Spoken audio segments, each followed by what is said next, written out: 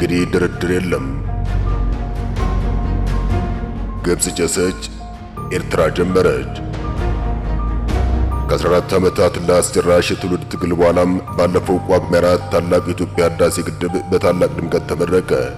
መመረቁን ተከትሎም የኢትዮጵያ መንግስትና የግብጽ መንግስት በየፊናቸው አነጋጋሪ ነው አቋማቸውን ብሎም ቀጣዩን የዲፕሎማሲ ትግል ስልታቸውን ይፋ ማድረጋቸው አይዘነጋም። ለማስታወስ ያክል የኢትዮጵያ መንግስት ግድቡ እንደተመረቀ ሰሞን ብዙም ሳይቆይ ከግድቡ ወደ ወደቡ ማለቱ አይዘነጋም። ከዚያም የግብጽ መንግስት በኢትዮጵያ ላይ እርምጃ ወስዳለሁ ማለቱ አይዘነጋም። ሁለቱም መንግስታት በአቋማቸው ዛሬ ትግላቸውን ጠቁሞ ነበር። የኢትዮጵያ መንግስት አስቀድሞ እንዳስታወቀው ትግሉን በይፋ ጀምሯል። ከግድቡ ወደ ወደቡ እንዳለውም ወደቡን የግድቡን ያክል ዓለም አቀፍ አጀንዳ ማድረግ ችሏል። በአንጻሩ ካይሮ ከታላቁ የኢትዮጵያ ህዳሴ ግድብ ምረቃ በኋላ ተረስታለች። አልተረሳውም አለው ለማለት ያክል ተከታታይ ዛቻዎችና ክሶችን በኢትዮጵያ ላይ ብታሰማም ዓለም እንደወትሮው ጉዳዩን በስጋትነት አልተመለከተውም። ተመልክቶም ማሳሰቢያ ሲሰጥ አልተስተዋለም። ይልቅ ከካይሮ በተቃራኒው የኢትዮ ኤርትራ ጉዳይ ዓለም አቀፍ ትኩረት አግኝቶም ተከታታይ የሚባሉ ማሳሰቢያዎች እየተሰጡበት ዘገባዎችም እየተሰሩበት ይገኛል። እነሆ ታዲያ ግብጽ አትርሱኝ የነዛቸውን አሰምታለች። በጉዳዩ ላይ ተዘጋጅተናል። አብራችሁን ቆዩ።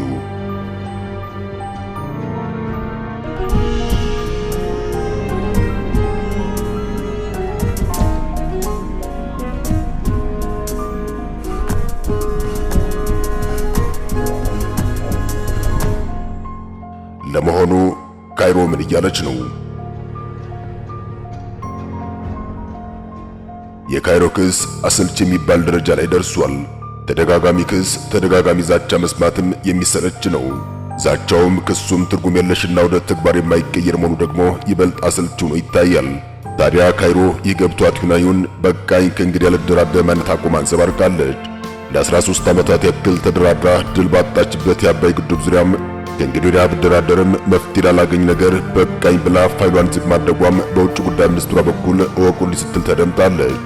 የግብጽ የውጭ ጉዳይ ሚኒስትር ባድር አብደላቲ ከቢቢሲ ፎክስ ኦን አፍሪካ ጋር ባደረጉት ቃለ ምልልስ ይህን ሲሉ ተሰምተዋል።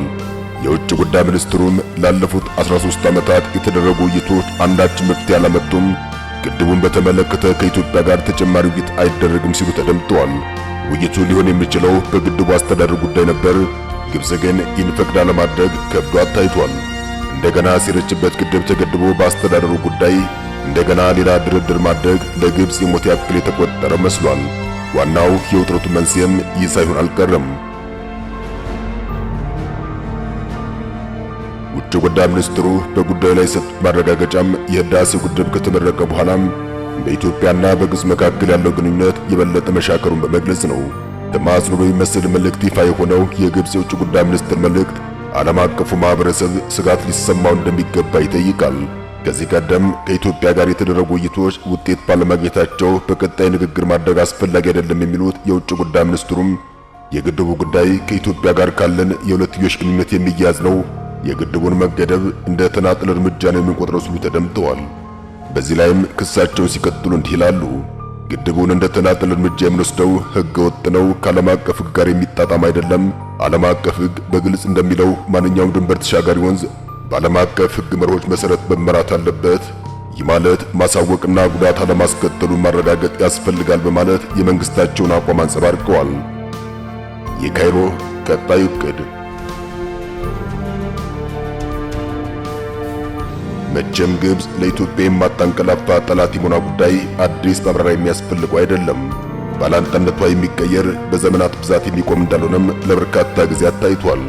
ካይሮ በግድቡ ጉዳይ ተሸንፋለች፣ ከእንግዲህ ወዲያ ከኢትዮጵያ ጋር ጉዳይ የላትም ተብላ የምትተው አይደለችም። ሌላ እቅድ፣ ሌላ ሴራ መሸረቧ አይቀሬ ነው። ለዚህም የኢትዮጵያ መንግስት ከግድቡ ወደ ወደቡ ሲል፣ የግብጽ መንግስትም ከግድቡ ወደ ወደቡ የዞረበት ቅጽበት ማሳያ ነው። በአሁኑ ሰዓት ካይሮ በቀይ ባህር ጉዳይ ከኤርትራ ጋር በመቆም በኢትዮጵያ ላይ ተጽዕኖ ለመፍጠር እየጣረች ይገኛል። በምስራቅ አፍሪካ ውስጥ በዋናነት ኢትዮጵያን ከበባ ውስጥ የማስገባት የውጭ ፖሊሲ ስላላት ኢትዮጵያን ካኮረፈ ጎረቤት ሀገር ሁሉ ትቆምና በዚያ በኩል ሆና ትከሳለች። ግድቡንም ወደቡንም አንድ ላይ አጀንዳ አድርጋ የያዘችው በዚህ ምክንያት እንደሆነ ይታወቃል። መጀመሪያ ላይ ስለ ግድቡ ያላትን እቅድ በመጠኑ እንመልከተው። ካይሮ በግድቡ ጉዳይ ያላት አቋም ቀዝቀዝ ብሎ ታይቷል። እንደ ወትሮው ለተመድ ክስ ደብዳቤ ማስገባት፣ ብሎም እርምጃ ወስዳለው ዛቻ ማሰማትም ያቆመች መስሏል። ነገር ግን በተለይም ከግድቡ መመረቅ በኋላ የግብጽ ባለስልጣናት ዛቻም ካሁኑ የግብጽ የውጭ ጉዳይ ሚኒስትር ድርድር አይኖርም መልእክት ጋር አነጻጽሮ መጨረሻ ላይ መፍትሄና ድምዳሜ መስጠት ያሻል። እንደሚታወቀው ግድቡ መመረቁን ተከትሎም የግብጽ ባለስልጣናት በኢትዮጵያ ላይ ዝተው እንደነበር አይዘነጋም። ግድቡ በተመረቀለት ለተመድ ያስገባች የክስ ደብዳቤ እንዳለ ሆኖ ከዚያ በኋላ ክሶችን አከታትላ አቅርባለች። ከአንድ ወር በፊት ግብጽ ብሔራዊ ጥቅሟንና የውሃ ደህንነቷን ለማስጠበቅ አስፈላጊ የተባሉ ሁሉንም እርምጃዎች እንደምትወስድ ፕሬዝዳንት አብዱል ፈታህ አልሲሲ መናገራቸው ይታወሳል። ኢትዮጵያ በሰጠችው ምላሽ ግብጽ ህገወጥነትና የበላይነት በተሞላበት መንገድ የአባይ ወንዝን ለመቆጣጠር መሞከሯን አጠናክራ ቀጥላለች ስትል ተደምጣለች። አልሲሲም ግብጽ በዲፕሎማሲና እንደ መንግስታቱ ድርጅት ባሉ ዓለም አቀፍ ተቋማት ላይ መተማመኗ እንደ ድክመት መቆጠር የለበትም ሲሉ መናገራቸውም አይዘነጋም። ፕሬዝዳንቱ ኢትዮጵያ ታላቁ የኢትዮጵያ ህዳሴ ግድብን በማስተዳደር ረገድ እየተከተለች ያለውን ኃላፊነት የጎደለ አካሄድ አገራችን እጇን አጣጥፋ አትመለከትም ማለታቸው አይዘነጋም። የኢትዮጵያ የውሃና ኢነርጂ ሚኒስቴር በሰጠው ምላሽም ኢትዮጵያ በአባይ ወንዝ ላይ የመጠቀም መብቷን አሳልፋ እንደማትሰጥ አስረግጧል። ከኢትዮጵያ ጠላቶች በኩል በእጅ አዙር ጫና ቢበረታም የኢትዮጵያ እድገት አይቀለበስም ሲል አያይዞ ጠቅሷል። ከዚህ ጋር ተያይዞም ከቢቢሲ ፎክስ ኦን አፍሪካ ጋር ቃለ ምልልስ ያደረጉት የግብጽ የውጭ ጉዳይ ሚኒስትር ባድር አብዱላቲም የህዳሴው ግድብ ከዓለም አቀፍ ሕግ ውጭ የተወሰደ የአንድ ወገን እርምጃ ነው፣ ይህም የሚያሳዝን እኛን ስላላማከሩን ዕውቅና አንሰጠውም ማለታቸው ይታወሳል።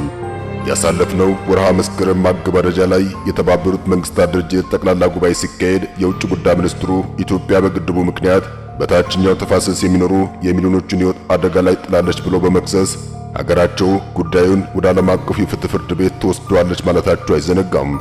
በዚያ ጉባኤ ላይ የተገኙት በተባበሩት መንግስታት ድርጅት የኢትዮጵያ ምክትል ቋሚ ተወካይ የሱፍ ካሳይም ለግብጽ የውጭ ጉዳይ ሚኒስትር በፍጥነት ነበር ምላሽ የሰጡት። በምላሻቸውም ግብጽ ስለ ታላቁ የኢትዮጵያ ህዳሴ ግድብ ያደረገችው ንግግር መሰረት አልባና ነሳሽ ነው ሲሉም አጣጥለውታል። ካይሮ ስለ ታላቁ የኢትዮጵያ ህዳሴ ግድብ ተአማኒነት ያልሆኑ ክሶችን በተደጋጋሚ ወደ ተባበሩት መንግስታት ድርጅት የጸጥታው ምክር ቤት አቅርባለች ሲሉም አክለው ገልጸዋል። ታላቁ የኢትዮጵያ ህዳሴ ግድብ ከተመረቀ በኋላም ግድቡ በአግባቡ ባለመተዳደሩ ምክንያት የተለቀቀው ውሃ በሱዳን ጎርፍ አስከትሎ በሚል ግብጽ ክስ ማቅረብ አይዘነጋም። ኢትዮጵያም ክሱን አስተባብላ የግብጽ ክስ ዓለም አቀፉን ማህበረሰብ ለማሳሳት እንዲሁም ሐሰተኛ የተጎጂነት ትርክት ለመፍጠር ያለመ እንደሆነ ገልጻለች። ከግብጽ ክስ በተቃራኒው ታላቁ የኢትዮጵያ ህዳሴ ግድብ ባይኖር ምናልባትም ባለፉት ወራት በኢትዮጵያ ደጋማ ቦታዎች እየታየ ያለው ከፍተኛ ዝናብ ሱዳንና ግብጽ ውስጥ በሰው ሕይወትና በመሰረተ ልማት ላይ ታሪካዊ ውድመት ሊያመጣ ይችል እንደነበር የውሃና ኢነርጂ ሚኒስቴር መግለጹ ይታወሳል። አሁን ጥያቄው ቀጣይ የግብጽ እቅድ ምንድነው ታዲያ የሚል ነው።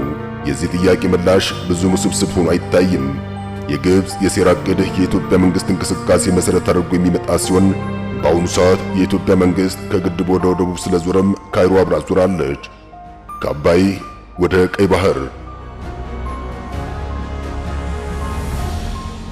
ግብጽ በቀይ ባህር ዙሪያ ወታደራዊ ልምምድ ከማድረግ ጀምሮም ኢትዮጵያን ለማስፈራራት ብለውም ተጽዕኖ ለመፍጠር የማታደርገው ጥረት የለም። ትግሉ ከአባይ ወደ ቀይ ባህር ዙሯል ማለት ይቻላል።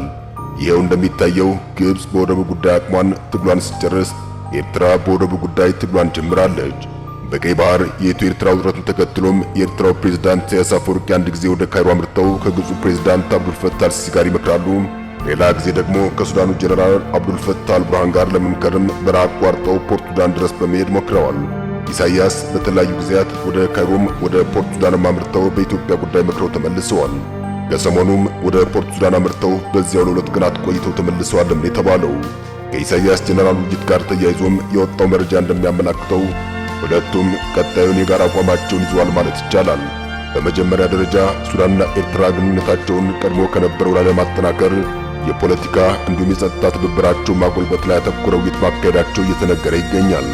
የሱዳን ሉዓላዊ ምክር ቤት ሊቀመንበር አብዱል ፈታህ አልቡርሃን ቅዳሜ ዕለት በምስራቃዊቷ የፖርት ሱዳን ከተማ ከኤርትራው ፕሬዝዳንት ኢሳያስ አፈወርቂ ጋር ተገናኝተው በሁለቱ ሀገራት መካከል የሁለትዮሽ ግንኙነቶችን ለማጠናከር ፖለቲካዊና የጸጥታ ትብብርን ለማሳደግ በሚቻልባቸው መንገዶች ተወያይተዋል የተባለው በውይይቱም መሪዎቹ በቀጠናዊ ጉዳዮችና አካባቢ መረጋጋት ለመደጋገፍ በሚቻልባቸው መሰረታዊ መንገዶች ላይ ሐሳብ ከመለዋወጣቸው በተጨማሪ የጸጥታ፣ የንግድና የኢኮኖሚ ግንኙነቶችን ጨምሮ በተለያዩ ዘርፎች ትብብርን ማጠናከር ላይ ትኩረት ማድረጋቸውን የሱዳኑ ዜና ወኪል ሱና ዘገባ አመላክቷል። ሁለቱ መሪዎች በሱዳን ጦርና በፈጥኖ ደራሽ ኃይሉ መካከል ባለው ቀጣይ ጦርነት ሳቢያም በሱዳን ያለውን የቅርብ ጊዜ ሁኔታ ገምግመዋል የተባለው። ከግምገማው በመነሳትም በቀጠናው ሰላምና አካባቢ ደህንነትን ለማምጣት በሚረዱ መንገዶች ዙሪያም ከወትሮ በተለየ ሰፋ ባለ መልኩ መወያየታቸው እየተገለጸ ይገኛል። በዚህ ወቅትም አልቡርሃን ሱዳን ከኤርትራ ጋር ያላትን ስትራቴጂካዊ ግንኙነት ለማሳደግ ያላትን ቁርጠኝነት አጽንኦት ሰጥተው አስመራ የሱዳንን አንድነትና መረጋጋት አስመልክቶ ለምታደርገው ድጋፍ አድናቆታቸውን ችረዋል። አክለውም መንግስታቸው በሁለቱም ዘርፎች ከኤርትራ ጋር ትብብርን ለመፍጠር ቁርጠኛ መሆኑን አጽንኦት ሰጥተው ገልጸዋል። ጄኔራል አልቡርሃን የሁለቱን ህዝቦች ጥቅም የሚያስጠብቅ የቀጠና ደህንነትን የሚያጠናክር የላቀ ትብብር እንደሚኖር ያላቸውን ተስፋም ገልጸዋል። ይሁን እንጂ ጄኔራሉ የሚመሩት የሱዳን ጦር ከቅርብ ጊዜያት ወዲህ ተፋላሚው ጄኔራል ዳጋሎ በሚመሩት የሱዳን ፈጥኖ ደራሽ ኃይል ወታደራዊ ብልጫ እየተያዘባቸው እንደመጣም እየተነገረ ይገኛል። ይህን ተከትሎም የግብጽና የኤርትራ ስጋት ከጄኔራሉ ወታደራዊ ሽንፈት ጋር ተያይዞ እየጨመረ ይገኛል። በተለይም ጄኔራል ዳጋሎ በስም ሳይጠቅሱ የሱዳን ጦር የሚደግፉ የሱዳን ጎረቤቶች በድሮን መታለው ማለታቸውን ተከትሎም የካይሮና የአስመራ ስጋትም በትክክል ሲታይ ቆይቷል። በዚህ ሁኔታ ግብጽና ኤርትራ ኃይል አስተላለፋቸውን አንድ አድርገው በአንድ በኩል የሱዳን ጦርን እያበረታቱ ይገኛል። በሌላ በኩል ደግሞ ከአባይ ወደ ቀይ ባህር በመዞር በኢትዮጵያ መንግስት ላይ ጫና ፈጥረው ታይተዋል። ስለዚህም ፍልሚያው ከግድቡ ወደ ወደቡ በመዞሩም ከእንግዲህ በግድቡ ጉዳይ የግብጽ ድርድር የለም መልእክት ትርጉም ይሰጣል። አበቃን። ሰናይ ጊዜን ተመኘን።